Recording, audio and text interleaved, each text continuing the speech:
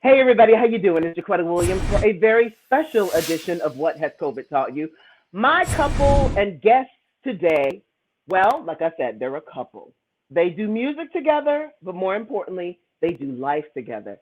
And baby, when I tell you this has been some comedy every time they are in the building, please welcome Dana Johnson, Avery Sunshine. Hey, hey, hey. We're so glad to have you. So the first question, of course, is what has COVID taught you? COVID's taught me that I'm stronger than I thought I was. Between having to be here at the house, uh, uh, I didn't think clearly we would be in the house this long. Yeah.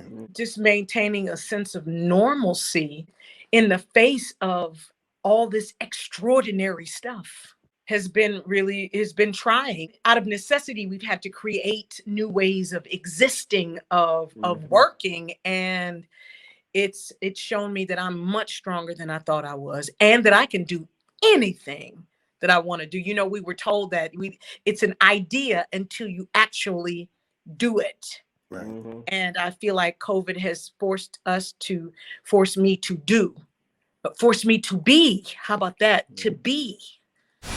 It taught me that, things that seem and that even are horrible incidences can be blessings, and the blessing for me was just I had time to figure out and work out some of the things that I've been talking about doing when I was so busy and running around. And I learned that when I have the time and or make the time, I could probably do just about anything. So long before COVID started, you were working together, you traveled together, you're a couple that your work-life balance are kind of one and the same. But this is different because you're kind of used to being around each other all the time because you have no escape, you can't tour. So Dana, what's that been like? So I will say that similarly, we've had time to talk about and work out some of the things that maybe we didn't have time to talk about and work out. But I could see how if you don't approach it the right way, it could be a huge challenge. Frankly, I've heard some great stories and I've heard some horror stories about couples that was like, yeah, if it wasn't for this Rona, I now know that I need to be out. Having this time, we really literally have been able to kind of talk through some things and just be in the moment for long, extended periods of time. Jaquetta, I have to say that I am learning to be more gentle with myself as well as my husband. We've had moments where, all this technology, the new stuff, the cameras and and doing shows from the house, there are times that I forgot that my husband was kind of learning this stuff because that's what we have to do. We can't have a sound man here, can't have a videographer here. So there were times that I was not as sensitive as I needed to be. He's playing guitar, doing the lights, doing the sound, even before tonight. I told you to just sit next to me, but you want all these cameras. Figuring it out. Yeah. This pandemic has taught us, and listen, those things that do not change die. So we've got to learn, we've got to keep learning, we've got to keep changing, we got to fall sometimes, and in the falling, in the mistakes, we figure out that's where we find the success, right? We find out what works. Definitely has been trying. We've had some really big blowouts and because again, I forgot it's made us stronger. Wouldn't you say, Dana? No, absolutely. We ain't had no. We had maybe. Well, we had that one where you stood up and said, "I ain't doing this no more." I didn't forget. You know what? So I will take responsibility for that in this way.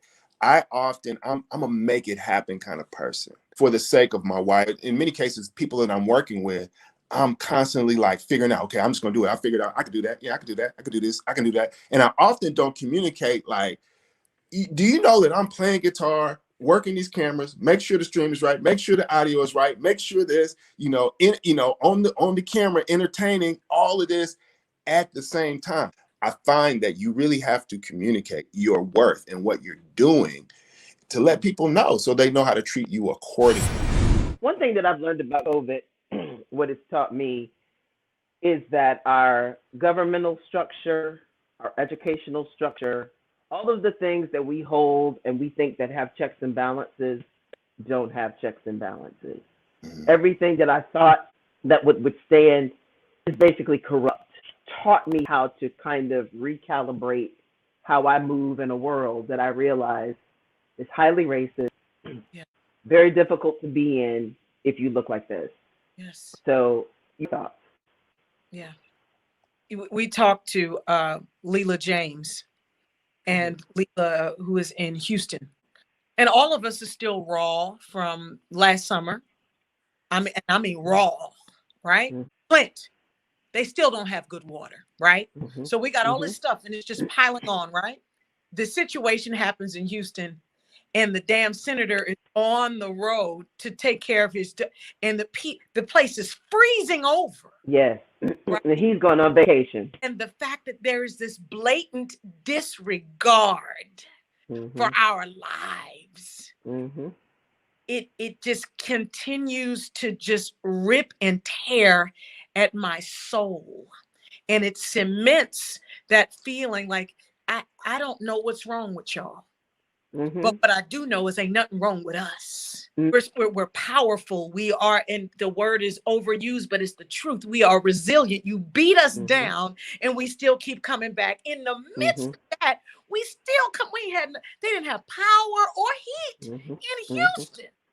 I can't depend on my government. I can't depend on my educated. The people that I can depend on is my community. That's absolutely right. We have time to see it. We have time to be on one accord and be talking like, did you see this? Or did you? Almost every single system that there is that we have, from our internet to our government, has been tested. Upside of that is we get to see a lot of the ugly parts that we don't normally have time to look at and notice. I think we've noticed this stuff, but a lot of times we didn't say anything because we didn't think it would matter. Right. Mm-hmm. We felt like this is what it is. This is the world. This is the country. This is the world we were born into. This is how they get down. Just going to keep moving until George Floyd happened. And the Mm-hmm. whole world said, this is a problem, until Meghan Markle said, Mm-hmm. this is a problem. And that white man was mad because she dissed him and didn't want him. So he gonna Mm-hmm. not only walk out, he's gonna quit. He was probably fired. Dirt on his face Yeah. when Mm-hmm. she dismissed him. Not even Uh-huh. she dismissed him. How dare this black woman not want Mm-hmm. me, not call me Mm-hmm. back? They said Mm-hmm. he berated her, right? Mm-hmm. Now things are different now, but something is happening. You not real black. I don't know if it's true, but I did feel like that with Barack. It's like, is that why they let him in?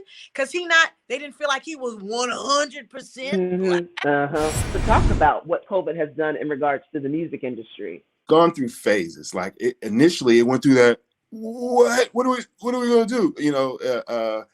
You get the call from your manager. Hey, yeah, they're gonna cancel these next couple weeks shows. This will probably be over in a month, and then we'll be back at it. So just chill. And then, hey, that tour in Europe, they're gonna go ahead and reschedule that. And then I don't know when we're going. I don't know. Right. Really, really scary at first. And then that the thing kicked in, kind of like a survival mode. Okay, like, what are we going to do? Okay, so what we did was, what we should do? Let's just go live and do shows live. And we just set the phone up, the iPad or wherever it was, and we did these shows. And what we noticed was 17,000 people decided they wanted to watch it. So it showed us that, oh my God, like we kind of have, everybody's at home. Like we have an audience that really is looking for stuff to do. They eat so much. Yeah, right. You could only eat so much snacks. And we started a subscription-based content, HeySunshineShow.com. We do some performance stuff, we do some interview stuff, and we just kind of interface with our fan base. And the feedback has been phenomenal. It's direct contact. So we're not depending on the Facebooks and the IGs. And we're grateful for social media, but we're not depending on them to get the word out to the people. And I love that you started your cosmetic line. Am I correct? You started it in the middle in the I midst of started, COVID as well, I right? learned that I could do anything. I didn't have a choice. The alternative was to perish, right? Mm-hmm. So I wasn't going to do that. So sit down, go ahead and figure out these colors that you've been wearing. Give them some names. Go ahead and order some. Let's see what happens. If it fails, fine. You figure something else out. But try it. So I just did it. Lou Mack Beauty did it. Wearing it, huh? Wearing it. Your family got a shift too, because you have a baby in your house now, right? So we went from 3 children to 6. So Oh, our children are, well, one's going to be 21, the one under that will be 20, and the baby is 19, right?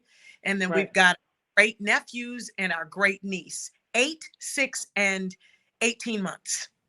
Oh, come on, just starting all over. Okay, then God bless you.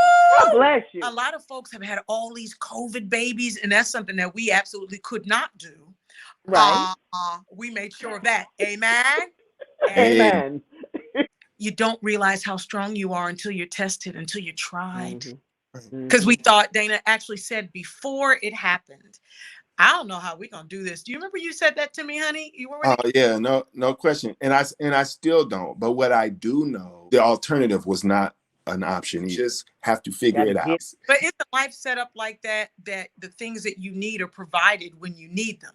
That's right. Mm-hmm. We got a song that says jump, and then your wings will grow. That you don't need them Mm-hmm. if you're not going to jump and try to Yep. fly. What do you both hope that you will continue to carry from now on once we are no longer within COVID? Yeah. This strength, this this intolerance of anything that is not true, awareness that is now high. Definitely not going to take into the future eating every possible thing that doesn't move. Not going to take that. Ain't going to take this extra chunk that I'm getting off to, huh? Dana, take it away, Dana. Yeah, I mean, all of those same things, and just all the valuable lessons that I've learned during this time. I think I'm coming out of this. I feel like a better person. Like, yoga and meditating and bike riding. Something else that I would say I'll take. I've had time to really talk to my friends, even though we haven't been in the same space. During regular life, you often don't have time to catch up with your real friends and loved ones and family. Some of my relatives in California said, we should set up a Zoom call. And it's taught me something about, I can't do it with my family.